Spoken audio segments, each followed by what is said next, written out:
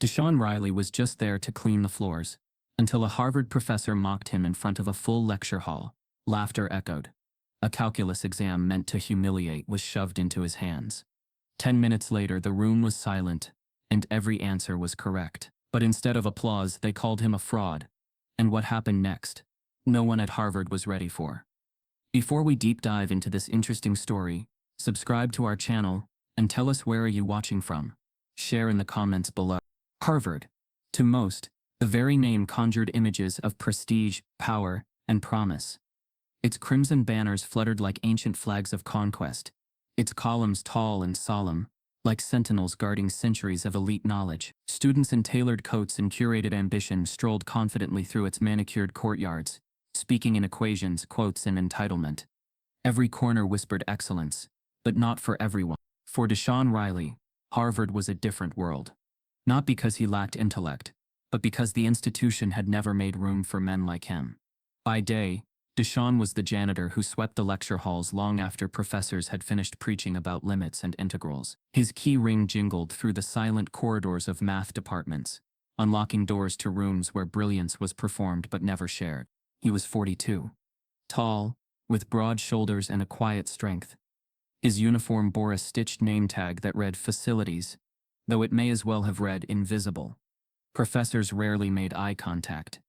Students moved around him like he was part of the wall. But what no one knew, what no one cared to ask, was that Deshaun Riley could solve the very equations these students trembled before. The janitor with the midnight shift didn't just clean chalkboards. He filled them. In the dead of night, after finishing his rounds, Deshaun would pull out a pocket-worn notebook, filled with decades of self-taught math. He had studied by borrowing discarded textbooks from recycling bins, and eavesdropping on lectures, while sweeping the back of the room. He had never taken a formal class in calculus, yet he understood its principles like muscle memory. Every derivative, every limit, every elegant theorem, Deshaun had digested it alone, with no applause, no degree, and certainly no invitation. One Monday morning, something shifted. It was a cold October day, the kind of morning where the Cambridge wind sliced through the skin and rattled old windows. Deshaun was cleaning room 314, a lecture hall used by upper-level math students. The air still smelled of dry markers and arrogance. On the floor near the podium lay a thick sheaf of uncollected Peters. He bent down, recognizing the layout instantly. A timed calculus midterm. Half were unfinished. Scribbled equations trailed off in frustration. Some pages were filled with red pen marks, evidence of failure in a language Deshaun read fluently. He took a breath. His eyes scanned the problems. Chain rule, multivariable, integration, optimization, under constraints. For him, it was beautiful, not intimidating, inviting. He stood silently, letting the equations settle in his mind, solving them as naturally as breathing. Then the door creaked open. In walked Professor Nathaniel Aldridge, the department's rising star and ego incarnate. Tall, balding, and sharply dressed in a charcoal blazer, he exuded entitlement like cologne. Deshaun knew him well from a distance. Aldridge was known not just for his mathematical rigor, but his intolerance for incompetence. He treated mistakes like moral failings, and humility like weakness. He stopped abruptly when he saw Deshaun standing near the desk, his eyes still on the exam paper. "You lost?" Aldridge asked, a sardonic smile playing on his lips. Deshaun stepped back instinctively. "Just cleaning up, sir. Didn't know calculus was part of your janitorial duties," Aldridge said, peering at the exam in Deshaun's hand. "What's the matter? Trying to solve it?" Deshaun didn't answer. Not because he couldn't, but because he knew the tone. He had heard it his whole life. The sarcasm coated in superiority. The unspoken assumption that a black man in a janitor's uniform couldn't possibly be anything more. A few students filtered in, watching the exchange. "Tell you what," Aldridge said louder, now fully performing for the room. "Since you seem so interested, why don't you give it a try?" He plucked a blank copy of the exam from the podium and slapped it down in front of Deshaun. "You've got an hour, same as everyone else." A few chuckles echoed from the seats. Deshaun looked at the paper, then at the professor. "You serious?" "Why not?" Aldridge grinned. "Let's see if janitorial ambition matches mathematical skill." More laughter now. Not all of it cruel, but none of it supportive. Deshaun could feel heat rising in his chest. Not from embarrassment, but from something deeper. Years of being underestimated, unseen, passed over. This wasn't just about solving calculus. It was about confronting the quiet violence of assumption. He picked up the exam slowly, calmly, as if it were nothing more than a grocery list. "I'll need a pen," he said. The room fell silent. A student hesitantly handed him one. Deshaun took a seat in the front row, his posture relaxed, his breathing steady. He didn't need an hour. As he read the first problem, the world around him faded. Numbers replaced faces, variables replaced voices. He moved from question to question with grace, not speed. He wasn't racing. He was remembering. Every late night in the janitor's closet, solving problems by flashlight, every YouTube lecture watched on a cracked phone, every discarded textbook with margins full of someone else's thoughts, now filled with his own understanding. 10 minutes passed. Deshaun stood up, placed the completed exam on the podium, and turned to leave. Aldridge stared at him, bewildered. "You done?" Deshaun didn't speak. He simply nodded and walked out. The professor tosses him a calculus problem meant to humiliate. But Deshaun doesn't flinch. The air in room 314 had thickened. Though Deshaun had left the room quietly, the impact of his presence lingered like static. Students who had moments earlier laughed casually were now glancing at one another, unsure if they had just witnessed something historic or humiliating. But Professor Nathaniel Aldridge, with his years of calculated cruelty masked as academic rigor, wasn't about to let a janitor walk away with dignity. Not in his domain. The idea that someone like Deshaun had completed his elite midterm in 10 minutes was not just implausible, it was threatening. To Aldridge, the sanctity of the ivory tower had been trespassed. He gripped the test Deshaun had turned in, holding it not as an answer sheet, but a challenge to his authority. His features sharpened, his lips pursed as he turned back to the class. "Don't look so impressed," he sneered, scanning their eyes. "Anyone can fill in numbers. Doesn't mean he understood a single thing he wrote." The words hung bitterly in the air. Some students chuckled nervously, but others stayed silent. It was a different silence now.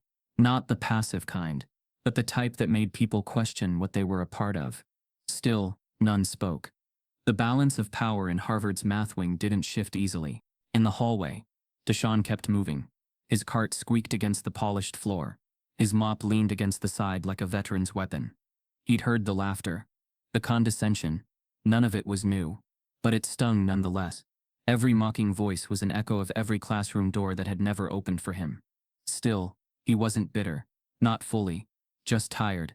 Tired of the invisible line between brilliance and belonging. Back inside, Aldridge resumed his lecture. Or rather, his performance.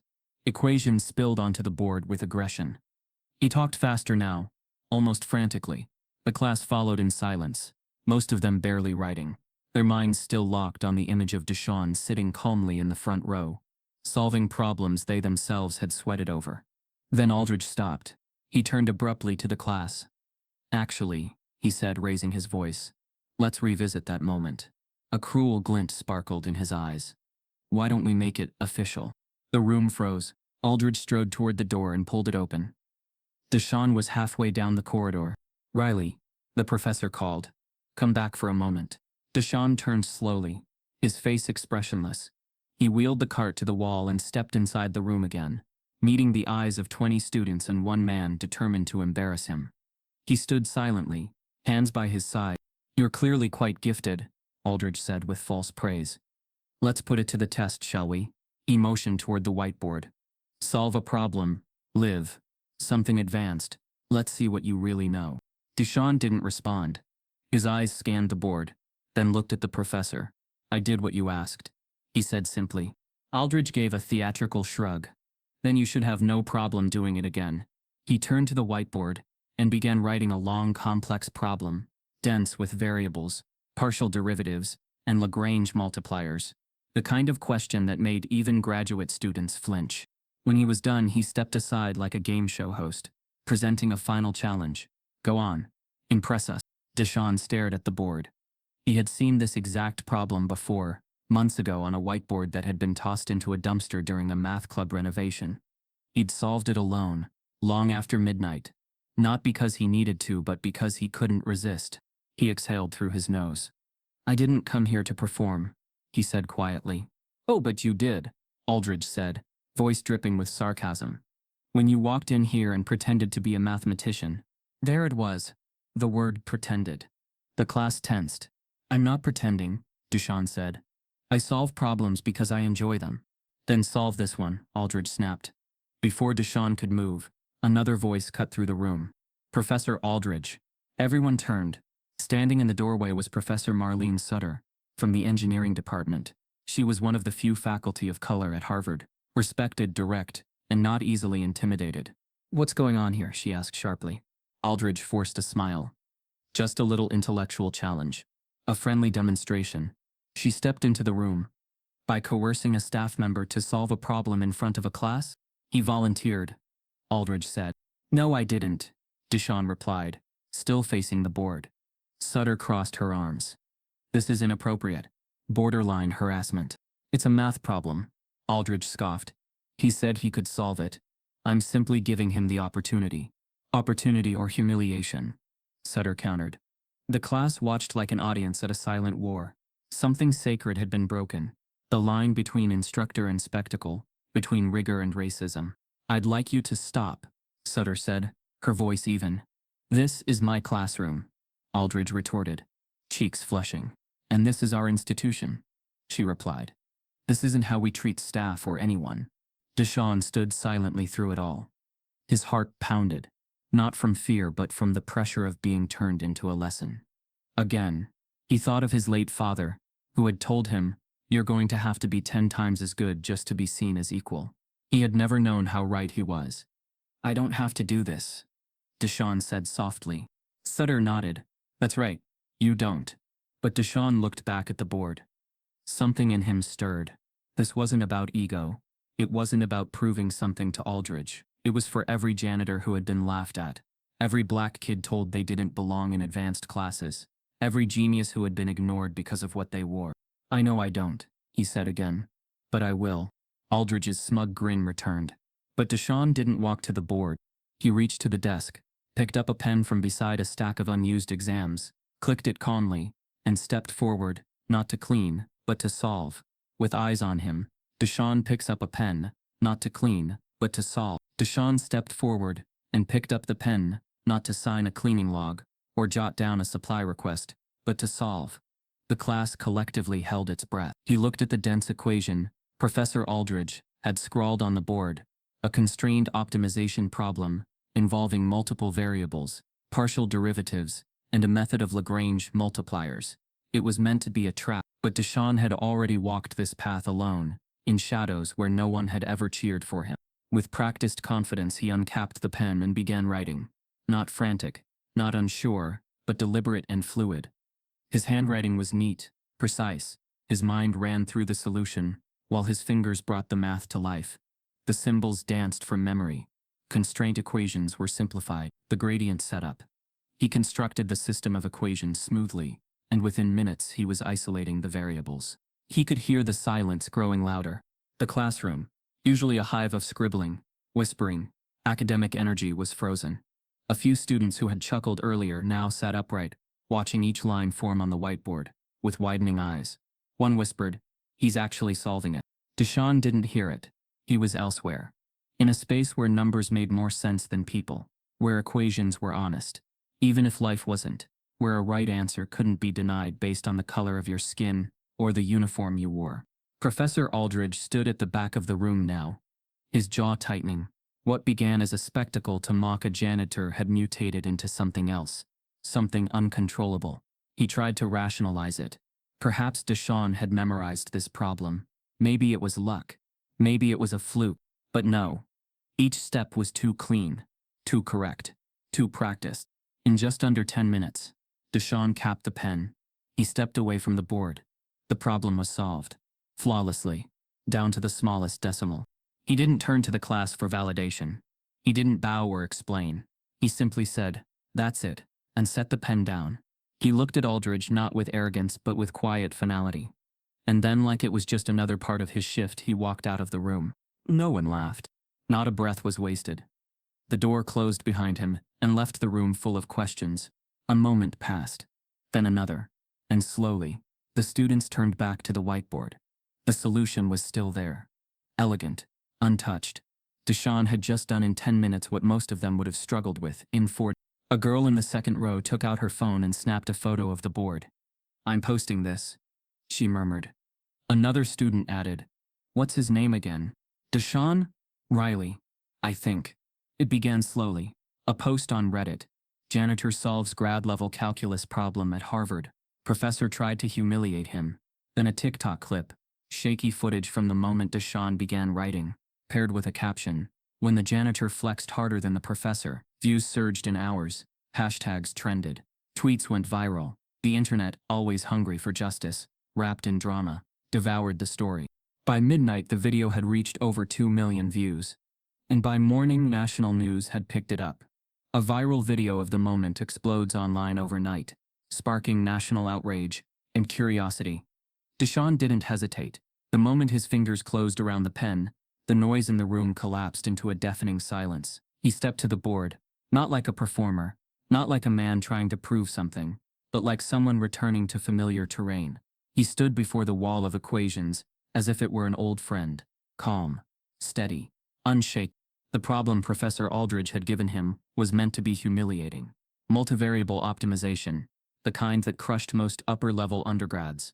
But to Deshaun, it was a challenge he'd already met in secret, on discarded whiteboards, and in second-hand books by the dim light of a janitor's closet. He had solved this exact structure before, not this version, but one with the same bones, same methods, same tricks beneath the surface. He began writing slowly, cleanly, starting with the constraints, then structuring the Lagrangian with quiet purpose. He laid out each partial derivative as if assembling a spine, step by careful step.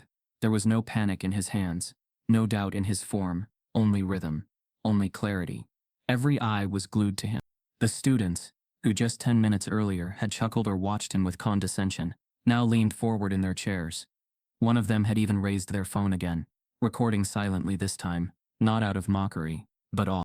The only sound in the room was the squeak of the marker, and the faint, involuntary breaths of 20 stunned students. He kept going. He substituted, solved for the lambda, eliminated variables, reduced the matrix, worked the algebra like breathing. This was his sanctuary, not the classroom, not the attention, but the math itself. By minute 7, he had boxed the final answer. It was exact, no approximation, no skipped steps. A full and complete solution, something many of the students would have struggled with, even given the whole hour. He capped the pen. He didn't look back for applause. He didn't gesture or gloat. He simply turned to the professor and said, "That's it." Aldridge stood frozen. His hands were clenched behind his back. His jaw was tight, but he tried to keep his face neutral. Deshaun didn't linger to see the professor's reaction. He placed the pen down gently on the front desk and walked out without a word. The door clicked softly behind him. The classroom didn't erupt. It didn't break into chaos or laughter. Instead, it just sat in stunned quiet. A different kind of silence now. The kind that settles in after something irreversible has happened. On the whiteboard, the problem remained solved perfectly. A full minute passed. Then another. A girl in the second row slowly took out her phone and snapped a picture of the board. "I'm posting this," she whispered. Someone else said, almost to themselves, "He just did it. All of it." Professor Aldridge cleared his throat. "Let's get back to—" "No," someone interrupted. A student in the back row. "We're not moving past that." It wasn't a rebellion, just honesty. Aldridge ignored it and turned to the board. He began erasing the solution. The marker squeaked violently as the proof disappeared under his hand. But several students had already saved it. And one, without saying a word, had streamed the entire thing on TikTok. By the time Deshaun had returned to the janitor's supply closet and quietly closed the door behind him, the video was live. In less than an hour, it had racked up over 80,000 views. It had a title, "Janitor Just Schooled My Harvard Professor." By nightfall, the video exploded. Reddit was the first to grab it, posted in academic and justice subreddits alike. Comments flooded in from professors, students, janitors, high schoolers, activists, and cynics. Some called it the most inspiring thing they'd ever seen. Others demanded to know the janitor's name. Still others, with cold predictability, started questioning if it was even real. But for every doubter, there were thousands of believers. The internet didn't wait for a press release. It decided the narrative on its own. On TikTok, creators with millions of followers stitched the clip into their own reactions. Some gasped, some cried, Others simply stared in stunned silence as Deshaun worked the equation line by line. One user uploaded a reaction video with the caption, "I don't know who he is, but that man deserves a Nobel Prize." By midnight, the clip had passed 2.3 million views, and it wasn't slowing down. A small blog in Massachusetts published a piece titled, "The Unknown Genius of Harvard," which was then picked up by a mid-sized education site. By morning, CNN, Vox, and even international outlets had embedded the video in trending segments. The New York Times posted an op-ed titled, "When Genius Wears a Uniform We Ignore." Time magazine included it in their Story of the Moment newsletter. BuzzFeed went further, running a headline that read, "Harvard Professor Gets Schooled by Campus Janitor." Watch the video everyone's talking about. Inside Harvard's campus, everything changed, but only on the surface. Students whispered in every hallway. Some acted like they had always known Deshaun was brilliant. Others were clearly uncomfortable. Professors suddenly found themselves fielding questions they didn't have answers to. And still through it all, Deshaun stayed quiet. He didn't tweet, he didn't post, he didn't record follow-up videos. He kept to himself. But silence didn't protect him from being dissected. By the next morning, he had become 3 different people, depending on who you asked: a genius, a fraud, or a symbol.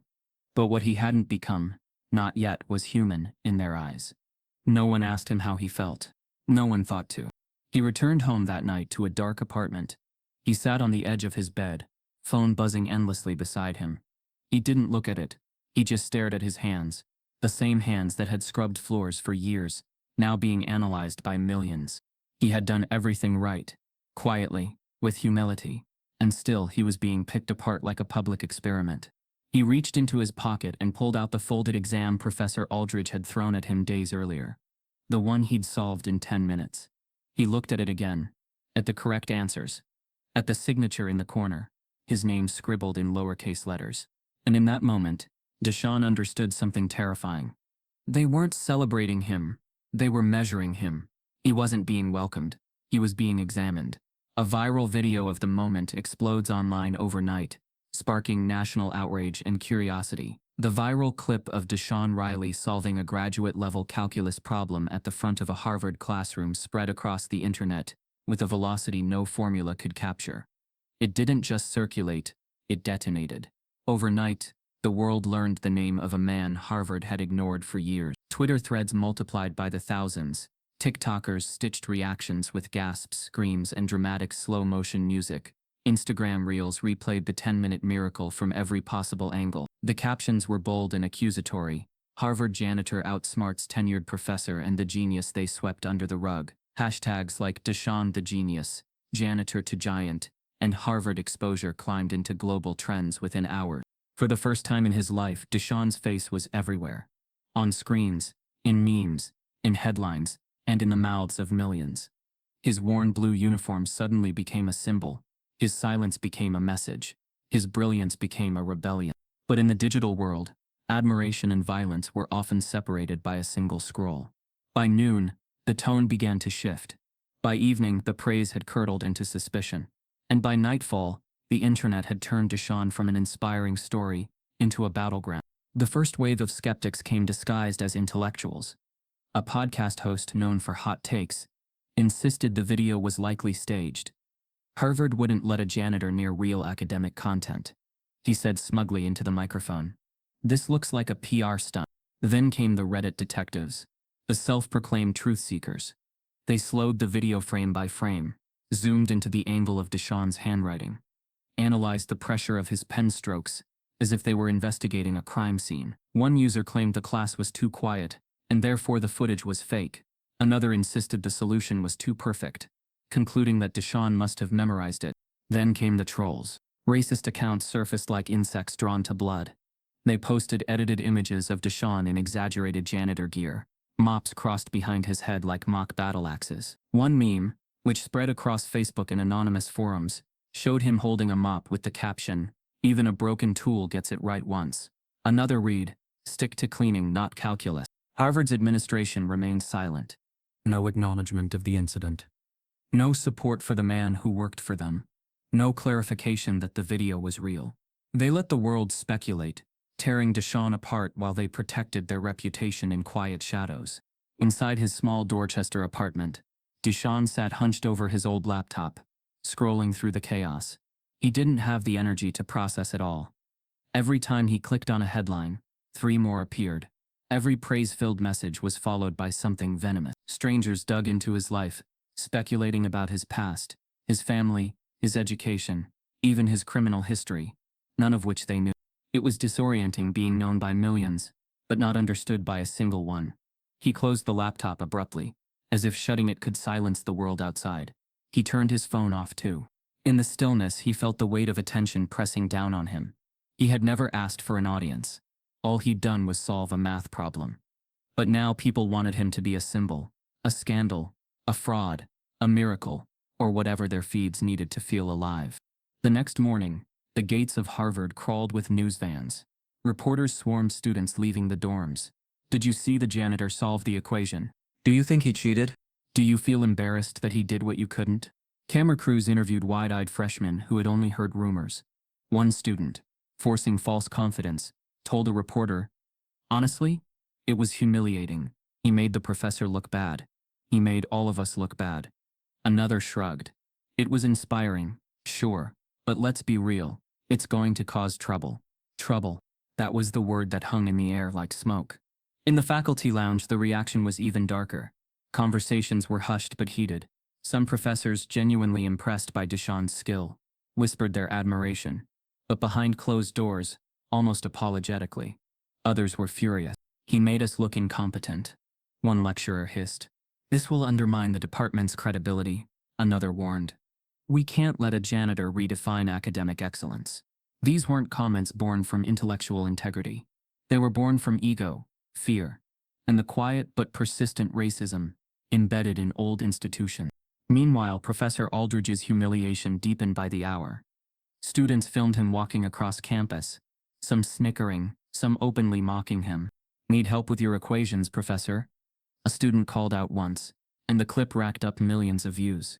Aldridge, once a towering figure of arrogance, now walked with stiff, clipped steps, eyes downcast.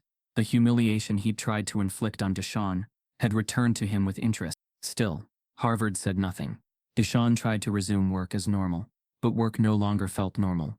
Everywhere he went, whispers trailed behind him. Students stared longer than usual. Some nodded to him with quiet reverence, unsure whether to speak. Others gave him looks mixed with awe and resentment. He couldn't tell which felt worse. The attention didn't feel like admiration. It felt like surveillance. He began avoiding classrooms where he had once swept floors without notice. Now he felt every gaze like a needle on his skin. His uniform, once a cloak of invisibility, had become a target. Then on a Thursday morning, he found a white envelope slipped into his locker. No name, no signature, just neat, deliberate handwriting. "Deshaun, some of us see what they refuse to. Check your email. An opportunity awaits." A friend. He held the envelope carefully, as if it might break. A friend. He had so few of those on campus. Someone was watching, but with what intention? He couldn't tell if he was being rescued or cornered. Later, home again, he finally powered on his phone. Messages flooded the screen. Hundreds, journalists, influencers, former classmates, strangers. He ignored nearly all of them, until one email subject line stilled him. Auditing opportunity. Departmental invitation. Confidential. His heartbeat slowed. He opened it. The email explained that an anonymous donor had offered to sponsor Deshaun to audit upper-level mathematics seminars for the semester. No tuition required. No housing needed. Just attendance. A chance to sit in the same rooms he cleaned nightly. This time as an observer. A dream. Almost. But the dream had thorns. The final lines clarified that he would be monitored closely to ensure academic integrity. He would be allowed to participate within defined boundaries. His progress would be evaluated by faculty. It wasn't an opportunity. It was an experiment. A test to see whether a janitor could legitimately keep pace with elite students, or whether the viral moment had simply made Harvard look bad. He read the email twice, then again. They weren't inviting him to learn. They were inviting him to justify himself. In the quiet of his apartment, Deshaun felt the truth settle over him like a shroud. Harvard didn't want to embrace him. They wanted to scrutinize him. He closed the laptop and leaned back, staring at the ceiling, trying to breathe through the weight tightening around his chest. This wasn't what he wanted. This wasn't what he asked for. But as much as the invitation felt like a cage, it was also the first door Harvard had ever opened for him, even if it opened into a room full of eyes. And the world was already watching. An anonymous donor offers Deshaun a chance to audit real Harvard classes, under watchful eyes. The email granting Deshaun permission to audit Harvard's advanced mathematics courses didn't come with praise or applause. No administrator reached out personally. No professor welcomed him. It arrived like a cold transaction, a silent expectation. Attend quietly. Don't disturb the order. But Deshaun knew what the message really meant. This wasn't about learning. It was about watching him, measuring him, confirming if the viral miracle was just that, an accident. So when he stepped into Calculus 4 that Monday morning, the hallway hushed. The polished lecture hall, with its tiered wooden seats and backlit whiteboard, seemed to absorb him in silence. Heads turned, some eyes widened, others narrowed. Most students recognized him. He wasn't the man who cleaned their hallways anymore. He was that man, the one from the video. Deshaun took his seat in the back row. He didn't wear his janitor's uniform, but the air still treated him like an outsider. Students whispered, their glances darting.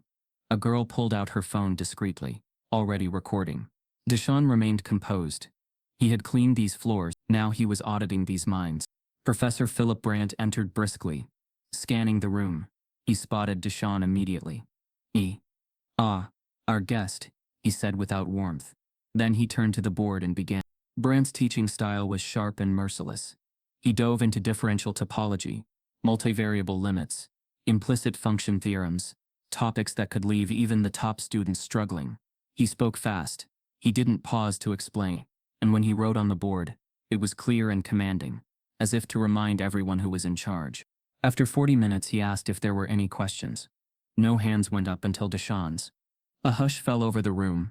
Yes, Brandt said, his voice tight. Mr. Riley? Deshaun nodded toward the board. I think your Jacobian determinant is missing a negative sign. Brandt turned, stared at the equation, then erased and corrected it without a word. No thanks. No acknowledgement. Minutes later, Deshaun raised his hand again. Brandt hesitated, then gestured stiffly. Yes? I believe your domain restriction contradicts the boundary condition. Should it be open, not closed? The class looked at each other. Brandt paused longer this time. He adjusted the notation. Noted, he said curtly. By the end of the lecture, Deshaun had corrected 3 errors. Errors subtle enough that many students hadn't noticed, but serious enough to matter. He wasn't trying to show off. He was just doing what he always had, engaging with the math. But each time he spoke, the room felt colder. Brilliance wasn't welcome in a black body, unless it entertained. But Deshaun wasn't entertaining them. He was outthinking them. That made him a threat. As the days passed, the unease around him thickened. Students stopped sitting near him. Some professors stopped calling on him.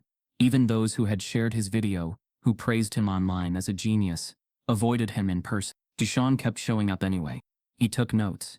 He listened. He answered questions no one else could. He didn't need to be there, but he needed a record that he had been. Because he knew how institutions worked.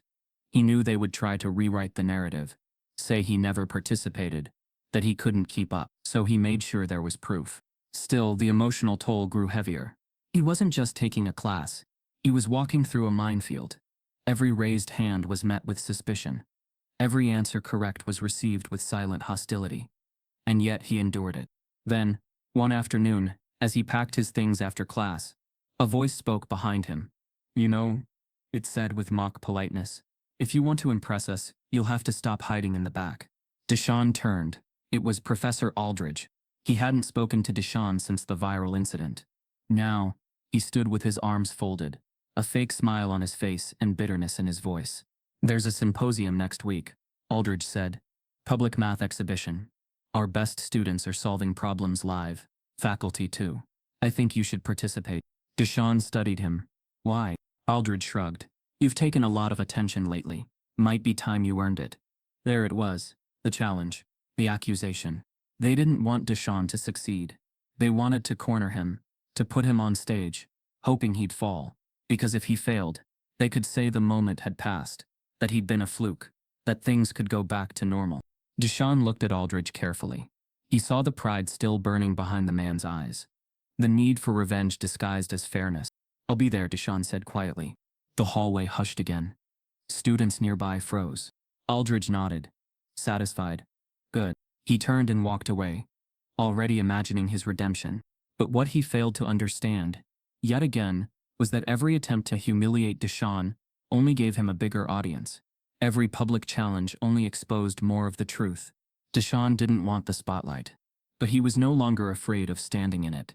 A professor challenges him to a public math duel at a campus-wide symposium. The campus symposium was supposed to be academic tradition, a polite collision of minds between faculty and students. But this year it had become something else entirely. The moment Deshaun Riley's name was attached, the event transformed from a scholarly showcase into a proxy war for deeper, older tensions that Harvard had never fully addressed. It wasn't just a math demonstration anymore. It was a referendum on race, merit, and who got to claim genius. Flyers for the symposium blanketed campus overnight. Some were official and sterile: annual mathematics exhibition, public invited. Others were not. One flyer featured a cartoon of a janitor holding a mop like a sword, facing off against a professor in full regalia, with the words "Harvard's Got Talent" printed beneath it. The message was clear. The community didn't know whether to treat the upcoming event as celebration, curiosity, or mockery. Lines began to form. Black and brown students, organized quickly. For many of them, Deshaun's story was not just familiar. It was personal. They filled the student union with hand-painted banners that read, "Let Deshaun solve," and "No degree required for brilliance." They didn't just support him, they saw themselves in him. One graduate student in economics told a campus reporter, "People like us are always being told to prove we belong." Deshaun just did it louder than they wanted. A social media campaign launched overnight. Let Deshaun solve trended across Boston. Twitter, TikTok creators stitched together clips of the original viral video with interviews from students, professors, and civil rights activists. What had started as a 10-minute viral moment was now morphing into something that Harvard couldn't control. But the backlash grew just as fast. Some students, mostly from elite circles and legacy backgrounds, circulated posts questioning Deshaun's legitimacy. "Just because you go viral doesn't mean you're a mathematician," one post read. Others questioned why he hadn't enrolled in formal coursework before. Some even began whispering that Harvard should cancel the symposium altogether to avoid further embarrassment. The faculty was no less fractured. Younger professors debated the ethics of the symposium in faculty forums, calling it exploitative. Others, older and more entrenched in institutional hierarchy, treated Deshaun as a threat to academic integrity. They didn't say it out loud, but their language hinted at it. Words like standards, structure, and appropriate channels. But the silence from Harvard's administration spoke the loudest. No public statement, no defense, no clarification of Deshaun's role or rights. The school, as it always had, waited to see which way the wind blew before committing to anything. In the middle of it all, Deshaun stayed quiet. He kept attending his classes, kept taking notes. He didn't engage the media. He didn't tweet. He didn't grant interviews. He knew better. Every word he said could be twisted, every reaction weaponized. He moved through campus like a ghost, visible to everyone, understood by no one. One morning, while walking to audit his topology seminar, a student he didn't know walked beside him briefly. "You're brave for doing this," she said. Deshaun glanced at her. "I'm just doing what I love." "Still," she added, "I hope you're ready. Not everyone wants you to win." He didn't reply. He didn't need to. By midweek, the campus newspapers were running dueling editorials. One read, "Harvard's new face of mathematical excellence," and praised Deshaun as a trailblazer. Another, far more critical, was titled, "Institutional Standards and the Viral Spectacle," arguing that the university was risking its credibility by bending to internet theatrics. Meanwhile, in small, quiet offices, decisions were being made behind closed doors. Deshaun received an envelope slid under his apartment door. No return address. Inside was a folded letter on Harvard letterhead, unsigned. It was written in polite, cautious language, but its message was chillingly clear. There was concern that the current media attention surrounding your presence may distract from the integrity of the academic experience. The letter recommended that he consider stepping back from the symposium to preserve institutional neutrality. No threat. No direct demand. Just a nudge cloaked in civility. He read it 3 times. They wanted him to walk away quietly, to disappear before the institution had to either validate him or risk losing control of the narrative. That night, he sat in the janitor's closet, not working, just thinking. The same room where he had solved problem after problem in silence now felt tighter, darker. It wasn't fear that crept in. It was clarity. Harvard hadn't changed. It had only been exposed. The next morning, he stepped into the university archives. Not a student, not an employee, but a man in search of truth. He'd grown tired of being studied. Now he was the one doing the investigating. He spent hours combing old faculty newsletters, articles, disciplinary records. The librarians barely looked at him, assuming he was a maintenance worker, retrieving something for someone else. He let them assume. It was late afternoon when he found it. An old faculty committee hearing transcript from 13 years prior, buried in a folder marked Internal Review Confidential. It detailed a discrimination complaint filed by a visiting black scholar against none other than Professor Nathaniel Aldridge.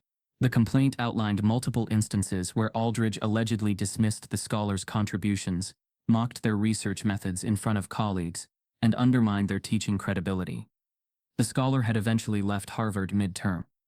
The complaint had been handled internally and marked with the note, unfounded but concerning. Deshaun felt his stomach knot. This wasn't just about him. It never had been. Aldridge had a pattern, and Harvard had buried it. He stared at the document for a long time, the weight of it anchoring him.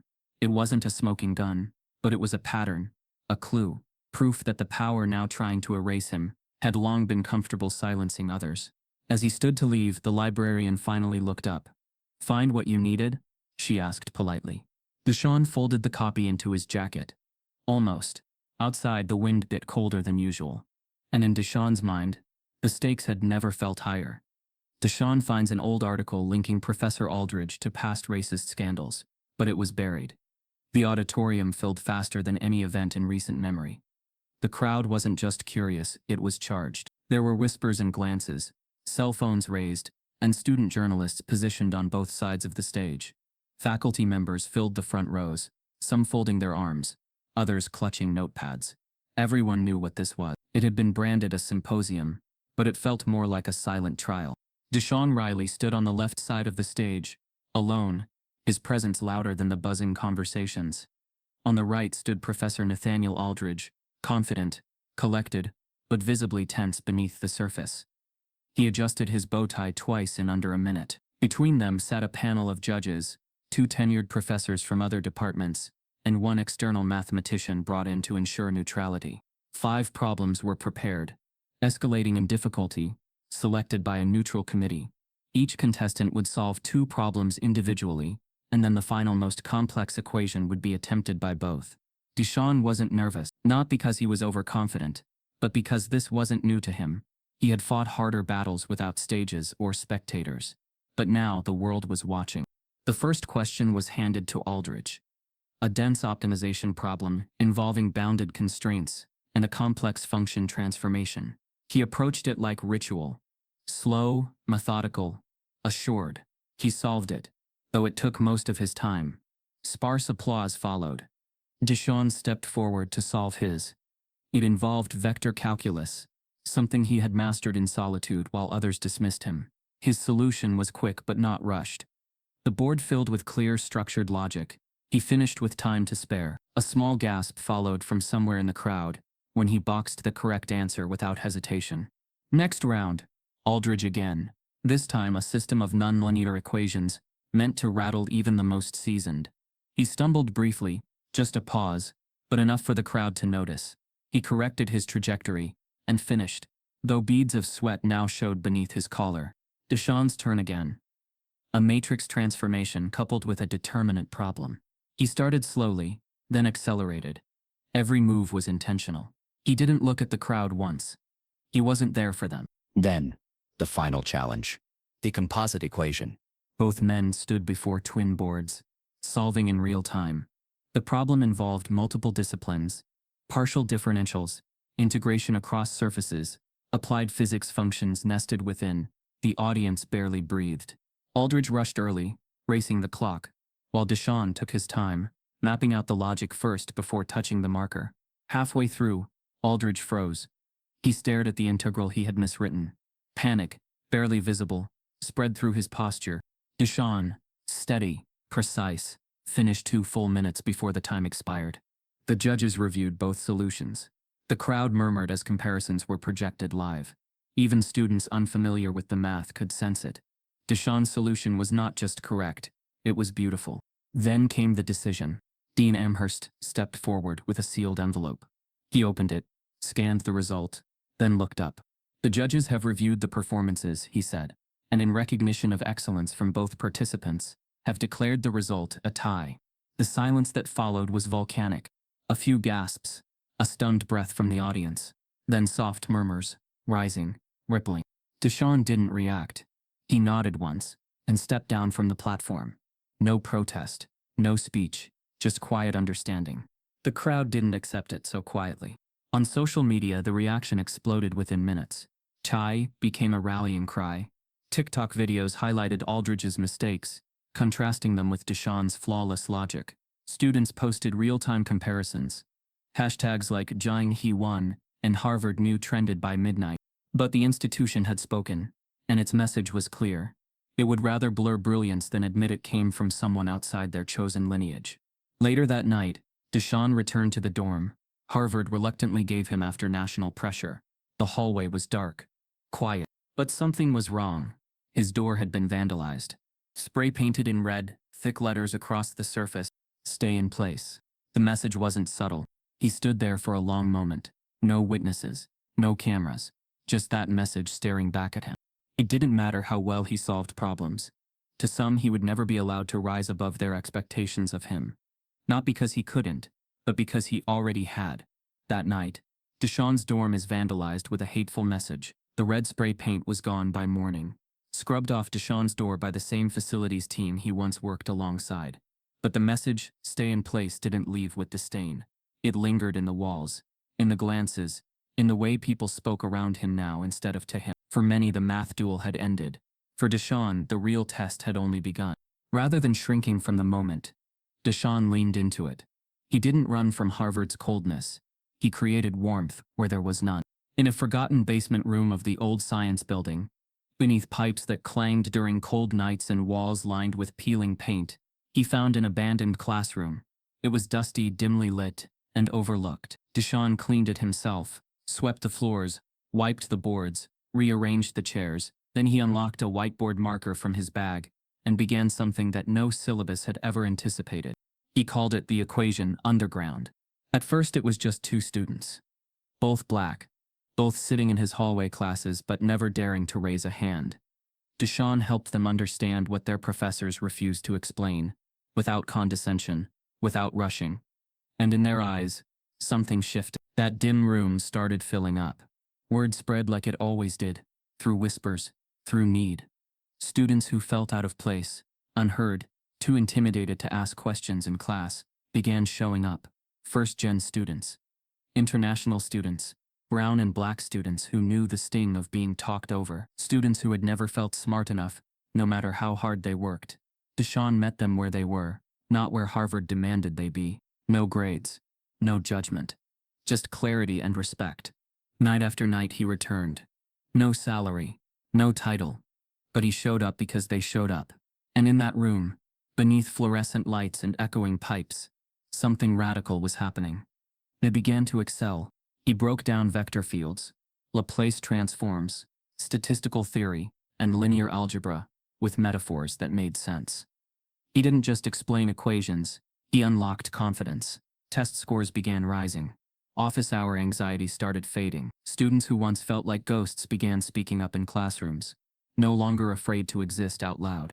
What Deshawn had built wasn't a tutoring circle. It was resistance. Quiet, intellectual, undeniable resistance. Videos began leaking out. A TikTok clip showed Deshawn explaining eigenvectors, with a metaphor about jazz improvisation. Another captured a student solving a triple integral for the first time, and breaking into tears.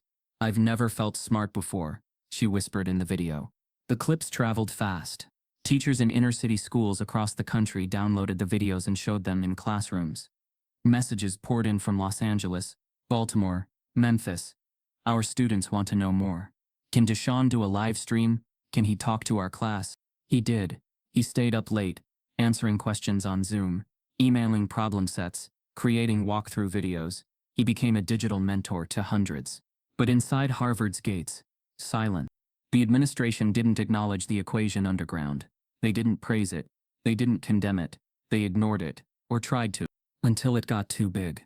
One morning, Deshaun received a stiff email from facilities reminding him that as a janitorial staff member, use of academic spaces outside scheduled duties is unauthorized.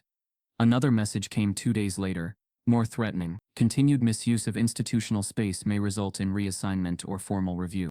They hadn't said a word when the room sat unused for years.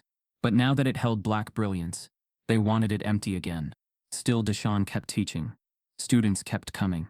He no longer tried to fit in. He built his own space, his own language, his own version of learning. He no longer needed their permission. Then, in a twist he didn't expect, an email landed in his inbox from a journalist named Kendra Bailey, a black senior writer at The Atlantic. She'd been watching from afar. She saw the videos. She saw the silence from Harvard. She saw the movement forming and wanted to tell the full story. "I think your story is more than viral," her email read. "I think it's historical." Deshaun was cautious. He'd seen how quickly narratives got twisted, but Kendra's writing had always carried truth. He agreed to meet. They set a date for an on-campus interview. Nothing flashy. Just a real conversation, filmed inside the very room where it all began. But the morning of the interview, Kendra called him from the gates. "They're not letting me in," she said. "What?" Deshaun asked. "Security says I've been flagged. No guest pass. No exceptions." Deshaun felt his chest tighten. This wasn't oversight. It was a message. They weren't just trying to contain him. They were trying to erase the record of what he was becoming. That night, he sat on the floor of the Equation Underground, surrounded by students reviewing a midterm study guide. A girl from Brooklyn solved a problem she'd been stuck on for weeks. A transfer student from Ghana explained a theorem to someone else with Deshaun's phrasing. He watched quietly, heart full. They could try to stop the story, but it was already being written, in notebooks, in whispered gratitude, in lives quietly turning. A black journalist from The Atlantic reaches out for a full feature, but is mysteriously blocked from campus. The morning after Kendra Bailey was turned away at Harvard's gate, a storm began to brew, not in the halls of campus, but in the inboxes of journalists, influencers, and former graduates. Her story aired on NPR that night, her voice crisp, measured, unmistakably outraged. She didn't hold back. "Harvard blocked a black journalist to silence a black educator," she said. "But silence isn't neutrality, it's protection for power." That clip exploded across social media. The mainstream networks picked it up within hours. CNN ran a 5-minute segment with clips from Deshaun's Equation Underground classes. MSNBC brought Kendra in live. Hashtags revived and intensified. "Let Deshaun teach." "Harvard Truth." "Black Brilliance blocked." For the first time, the eyes of the nation were not just on Deshaun, they were on Harvard. But within Harvard's walls, the pressure was building from a different direction. Not from students, not from faculty, from alumni. The university's real backbone, the billionaires, board members, and legacy power brokers who filled the school's endowment with their names, dollars, and conditions, had noticed, and they weren't unified in their response. Private emails started leaking from within the Office of University Advancement. Some donors were furious at Harvard's silence, calling it a betrayal of its progressive reputation, but many others were even more enraged at the attention Deshaun was getting. One such email, from a prominent hedge fund CEO and Harvard law graduate, was sent to multiple trustees and quietly forwarded to a reporter. "If this janitor becomes a symbol of Harvard education, you risk diluting the prestige we have cultivated. I will reconsider my annual donation." Another read, "Harvard's identity is about more than merit. It's about curation. We curate brilliance. We don't democratize it." Those messages, cold, veiled, unmistakably racist, spoke volumes. They were never meant for public eyes, but someone inside leaked them. And once they reached Kendra, she published them without hesitation. Her new article, titled "The Alumni War: Who Really Owns Harvard," launched like a missile. Screenshots of donor emails were plastered across Twitter. Activists held up printed copies at protests. A storm that had been simmering for weeks now exploded into a full-blown institutional crisis. One donor in particular, Amara Young, a black tech CEO and Harvard alum, wrote an open letter in response. "If your school cannot recognize genius unless it is dressed in a $10,000 blazer, then your problem isn't academic, it's systemic." She offered to personally fund Deshawn's education, no strings attached. But Harvard didn't respond publicly to her letter, or to the emails, or to the article. Instead, they panicked internally. The development office scrambled. Some donors were pausing pledges. Others were demanding statements. The advancement staff found themselves caught between preserving donor loyalty and managing a PR crisis. In response, the administration proposed a quiet solution. They would offer to name a minor scholarship after Deshawn, without actually admitting him, a symbolic gesture to pacify the public, while keeping the real power structure intact. Deshawn declined. Instantly. He didn't want symbolism. He wanted substance. While students continued rallying and professors began signing open letters in support, Deshawn stayed in his rhythm, teaching, showing up, building what Harvard wouldn't. But the university wasn't done. That week, Kendra received another internal leak, a chain of emails between senior administrators. It was clear now, Harvard wasn't merely neutral. They were actively working to downplay Deshawn's role, to shift public focus, to quietly contain the movement. One line from a dean stood out. "We must protect the institution, even at the cost of individual noise."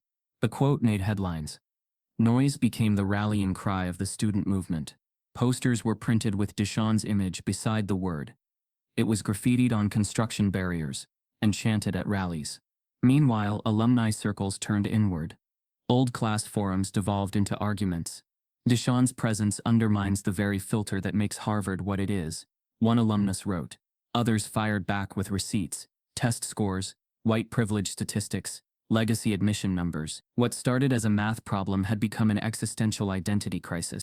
And then, without warning, Deshawn received an envelope under his door. No name, no stamp, no return address.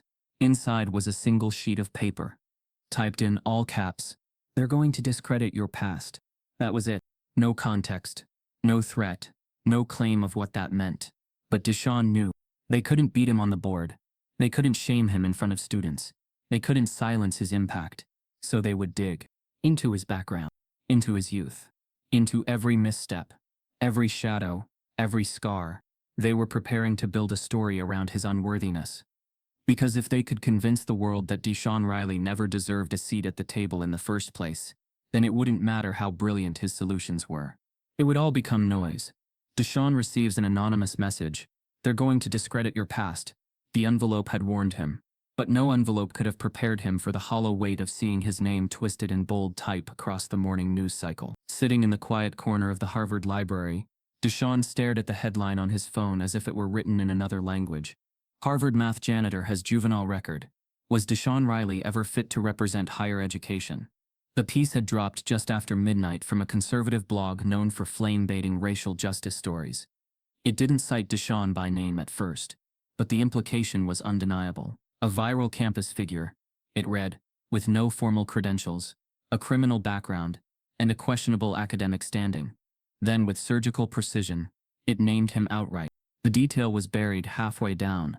At 16 years old, Deshawn had been arrested for shoplifting, a charge from a corner store near his childhood home in Baton Rouge. He'd taken a calculator. His mother had cried in court. The judge had sealed the record, and the offense had been expunged under juvenile protection. But now it was national news. The leak hadn't come from a background check. It had come from inside Harvard. Someone had dug it up, then handed it off to the right hands at the right moment. The goal wasn't to correct the record.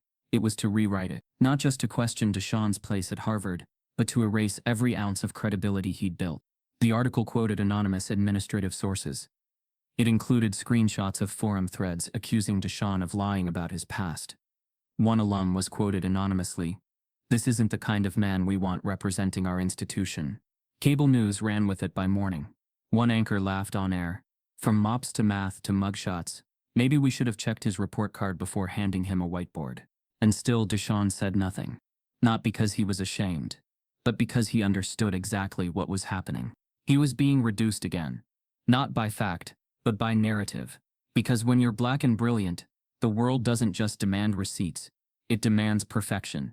And even then, it might still find a reason to burn you. But something strange happened. This time the public didn't flinch. The smear campaign landed with a thud.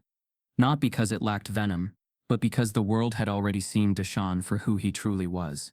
People remembered the viral videos, The equation underground, the grace with which he had walked through humiliation and hate. A stolen calculator at 16 didn't change the man who had changed lives at 29. A groundswell of support ignited. It began on Twitter with a viral post. He was punished for stealing a calculator, and still became a mathematician. That's not a scandal, that's poetry. It racked up 2 million likes in 20. Then came the public letters. A coalition of black Harvard professors published a statement condemning the smear as a racially charged attempt to devalue a transformative educator. Dozens of prominent voices signed on. Authors, civil rights leaders, scientists. They called for a full investigation into the leak. Celebrities added their weight. Ava DuVernay tweeted, "Harvard tried to bury this man's past, but he already turned it into a foundation." Common posted a video praising Deshaun's strength, while Viola Davis shared the original article with the caption, "Y'all fear what you can't own." Inner-city schools began holding Deshaun Day sessions, where teachers played his math clips and told students the truth, that brilliance doesn't wear one face, that the world will always try to make you smaller when you refuse to stay silent. Kendra Bailey, ever sharp, published a new op-ed titled, "When the System Can't Stop You, It Smears You." In it, she wrote, "What they leaked was not a criminal record. It was a life interrupted by poverty and criminalized for surviving." Harvard didn't expose Deshaun. They exposed themselves. The school remained quiet. The administration issued no apology. No statement about the leak. But internally, they panicked. Legal staff began probing who leaked sealed juvenile files. Privately, faculty whispered that it had to be someone with deep access, someone connected. Still, Deshaun remained composed. Until one moment broke his silence.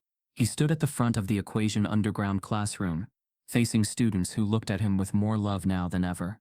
A girl in the front raised her hand. "Why didn't you tell us?" she asked, voice soft. Deshaun paused. Then he said, "Because the system told me to hide it. But now I know, hiding gives it power." He turned to the whiteboard and wrote 2 equations. One simple, one complex. He circled the harder one and said, "This is me. I was never supposed to solve anything. But I did. And they hate that." The room erupted in quiet applause. That night, something else erupted. Another leak. But this one didn't target Deshaun. It came in the form of a blurry audio file sent anonymously to Kendra. A recording undated of Professor Nathaniel Aldridge. On it, his voice is unmistakable. Angry. Clear. Caught in mid-rant. "I'm sick of these diversity hires pretending they belong in my department. They're here to clean the floors, not rewrite the field." Then the unmistakable words. "These damn monkeys think they can do calculus better than me?" The slur hit like a shotgun blast. And this time, there was no room for Harvard to spin the narrative. A secret recording of Professor Aldridge using racial slurs is leaked to the press. The recording dropped like a thunderclap. Within the first hour of Kendra Bailey posting the clip online, it was already being quoted on national news.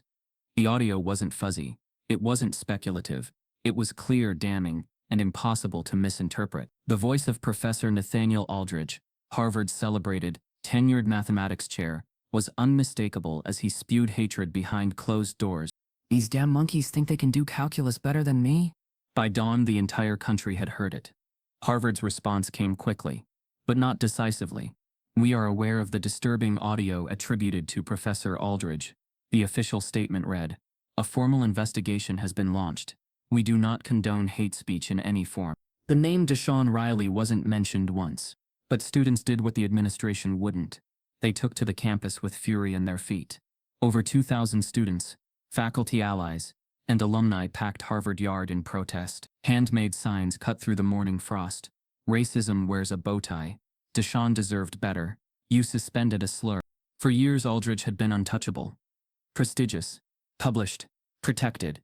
But now the cracks in his armor weren't just showing. They were gaping open. Still, Harvard stopped short of termination. They suspended Aldridge with pay, citing pending investigation. No apology, no acknowledgement of the pattern, no justice, only delay. In the days that followed, reporters camped outside Harvard's main gates.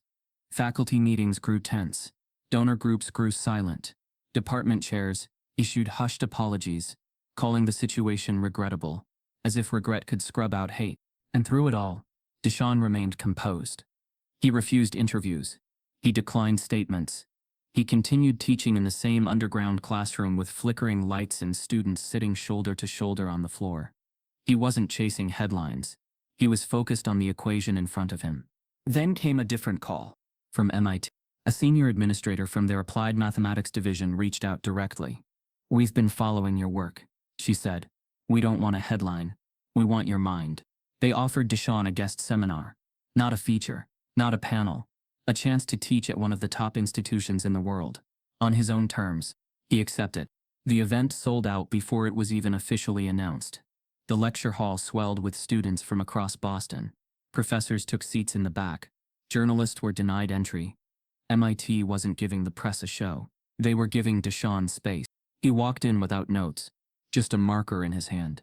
And for 2 hours he made nonlinear dynamics sound like poetry. He used metaphors about jazz and traffic, and wind patterns. He paused when students needed space. He took questions without condescension. He solved problems that had baffled seasoned researchers. And he made the room feel like they were solving it with him. When he finished, the room stood up. Not out of obligation. Out of reverence. The applause wasn't just for a lecture. It was for survival. Back at Harvard, the panic deepened. They couldn't ignore him anymore. They couldn't erase him.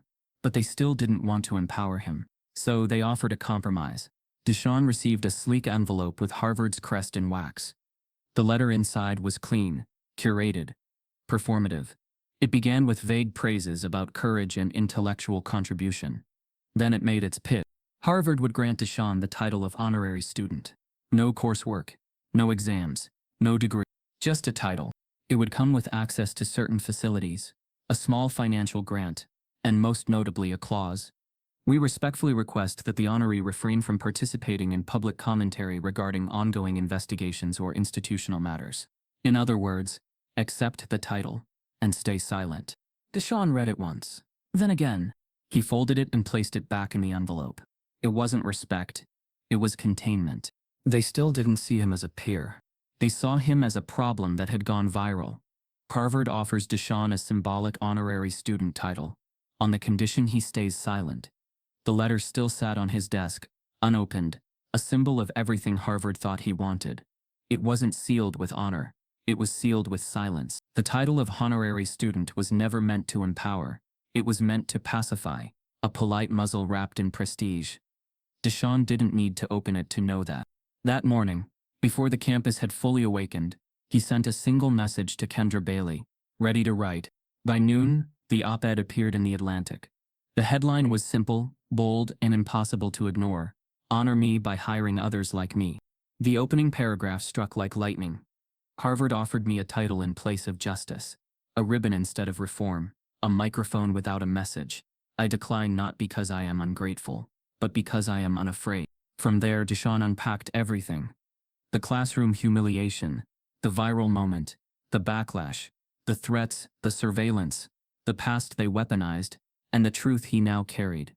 He did not beg for approval. He demanded change. He outlined exactly what needed to happen. A top-to-bottom audit of admissions practices that silently favored legacy and wealth over merit and diversity. Expansion of scholarships for underserved communities, based not just on grades, but on grit and overlooked brilliance. Required racial sensitivity training for all tenured faculty. A permanent endowment carved out for community-based education, led by real-world educators. But the soul of the piece wasn't in the bullet points. It was in the blood between them. He wrote about the stolen calculator, about watching his mother cry behind the courthouse door, about the shame that nearly buried him, and about how solving equations on whiteboards he was paid to clean gave him more purpose than any paycheck. He ended the piece with a line that stopped hearts. "I am not the exception. I am the exposure. I'm what happens when genius is allowed to grow in the dark." The internet caught fire. Within hours, Deshaun Speaks was trending. Journalists quoted his every line. Educators cried reading it aloud in classrooms. Celebrities reposted it with single-word captions. Truth. Lead. Build. Young students, especially black and brown, began recording their own stories under the tag Honor Me Too. Videos flooded TikTok, Instagram, YouTube. The movement wasn't about Harvard anymore. It was about every institution that had locked its gates behind fake merit. Harvard remained silent, but they couldn't stop the avalanche. Faculty began resigning from committee seats in protest of the administration's inaction. A Harvard teaching assistant published a Medium post titled, "I work here and I stand with Deshaun." It was signed by 300 others within the first day. Meanwhile, Deshaun declined every interview, every panel, every cable show request. Instead, he traveled across town and gave his first public talk at a small community college gym, where students sat cross-legged on the floor just to get in the room. He wore jeans, a gray hoodie, no lights, no production, just a whiteboard. "I was never asking for access," he told them. "I was asking for accountability. Because what good is a key if the house is already burning?" The students rose to their feet. Some cried. Some held signs that read, "Teach us truth." Halfway through, his phone buzzed twice in his back pocket. He ignored it. After the talk, standing outside the gym under streetlights, he checked it. A single text. "Unknown number. We believe in what you're building. Let's build it bigger." Below it, a link. An education startup. Small, bold, untethered to bureaucracy. Their mission: radically redefine STEM education for underserved communities. Their vision: to create what elite universities couldn't or wouldn't. Their offer: not a title, a leadership role, full autonomy, his own team, his own model, his own table. An education startup offers him a leadership role to build a new model of learning. Deshaun didn't hesitate. He accepted the offer. But he didn't walk into a glass-walled office or a high-rise campus. He walked into a repurposed warehouse in Atlanta, where the startup had just signed a lease. The building was raw, exposed brick, buzzing wires, potential humming through every room. They handed him a dry erase marker, not a business card. "Build it your way," they said. And he did. He named it Access Academy. The mission was simple: deliver elite advanced STEM education to the kids who would never get through Harvard's gates. They built it digital first, a platform where students could log in from anywhere, from crowded city apartments, from rural farm towns, from tribal reservations. Every course was free. Every class came with closed captions, multilingual options, and culturally competent curriculum. Deshaun wasn't interested in charity. He was chasing brilliance, real brilliance, the kind that isn't filtered through standardized test scores or private school pedigrees. He recruited Black mathematicians, Latinx engineers, indigenous scientists, and first-gen Ivy grads who had clawed their way into academia and never forgot what it cost. The first week, 700 students enrolled. By week 3, it was by month 2 it crossed 50. They offered Calculus 3. They offered quantum computing. They didn't dumb it down. They elevated the floor. One of the first lessons Deshaun uploaded was titled "The Power of Being Underestimated." In it, he spoke directly into the camera. "No notes, just heart. Some of you were told you'd never get this far," he said. "Some of you were never told you could. But guess what? The math doesn't care about your zip code. Neither do we." His voice became a lifeline. Urban classrooms projected his videos onto walls. After-school programs started access clubs. Students began sending handwritten letters with words like, "You saw me before anyone else did." The traditional academic world began to take notice, but cautiously.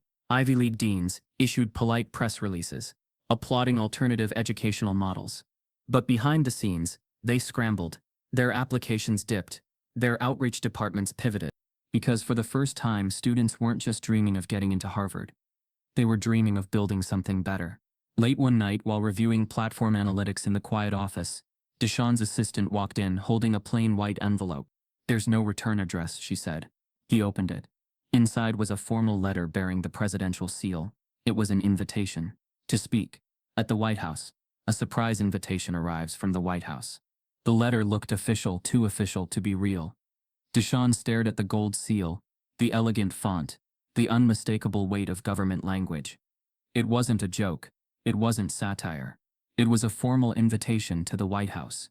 He would be honored at the National Roundtable on Education Reform.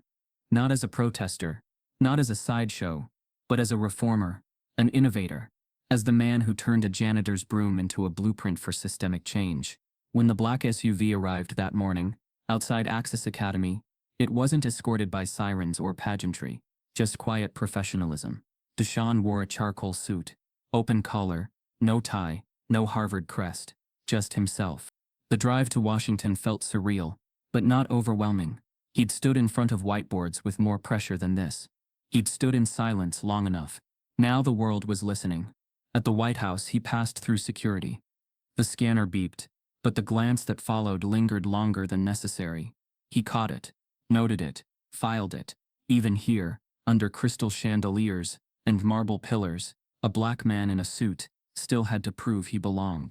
Inside the East Room, dozens of educators, advocates, and leaders gathered. The president stood at the podium, flanked by aides and cameras. As the ceremony began, names were read. Stories were shared. Impact quantified. Then they said his name. Deshaun Riley, the president announced, has redefined not just education, but expectation.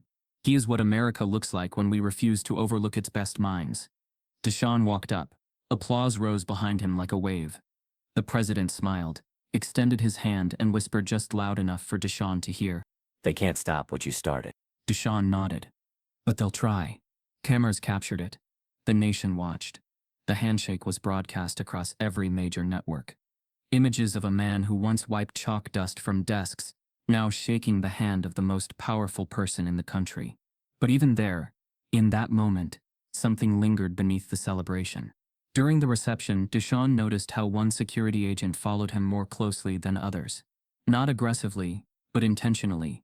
A quiet presence meant to be unnoticed, but felt. Some old instincts never let you forget. When he greeted a senator from a Midwestern state, her handshake was brief, her smile thin. Her assistant moved between them quickly. He'd seen that choreography before, the subtle dance of distancing disguised as formality. Still, Deshaun held his composure. Because this moment wasn't just for him. It was for every kid who was told they'd never make it. Every single student in a forgotten school who saw a janitor become a professor without the degree. For every teacher who stayed after class with no budget and no credit. For every parent working 2 jobs who still quizzed their child on algebra at the dinner table. He wasn't standing there alone. He carried them all. When the applause faded and the crowd dispersed, Deshaun returned to Atlanta. No entourage, no press conference. Just the familiar hum of Access Academy, where real work waited, work that didn't need approval to be powerful. 2 days later, a new envelope arrived. It bore the Harvard crest. Inside, a letter written in neutral tones, the kind polished by legal review and PR caution. They wanted to rename a mathematics wing in his honor. A final letter arrives. Harvard wants to rename a math wing after him. Years later, long after headlines faded and think pieces moved on, the students arrived. Eager, anxious, clutching notebooks and calculators. They stepped through the newly constructed glass archway into the Deshaun Riley Center for Mathematical Excellence. The building stood at the edge of the Harvard campus, sunlight catching the engraved name each morning.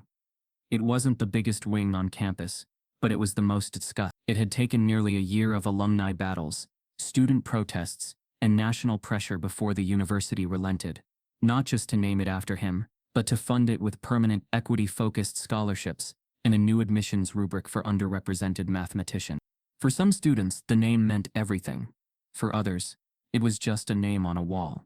But for anyone who bothered to ask, the tour guide always paused at the bronze plaque inside the main entrance. It read, "In honor of Deshaun Riley, a janitor who solved what others ignored, may this space challenge the assumptions we build into our equations." Some students had read the story. Others had only heard fragments. But the room carried weight. It wasn't just the architecture or the smartboards that adjusted to motion, or the study pods, named after black mathematicians and Latinx engineers. It was the silence, the sense that something had happened here, not in the building, but in the name above it. Inside one lecture hall, a student named Maya scribbled notes on multivariable calculus.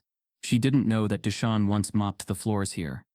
She didn't know he'd taught himself every theorem on a whiteboard, discarded behind this very building.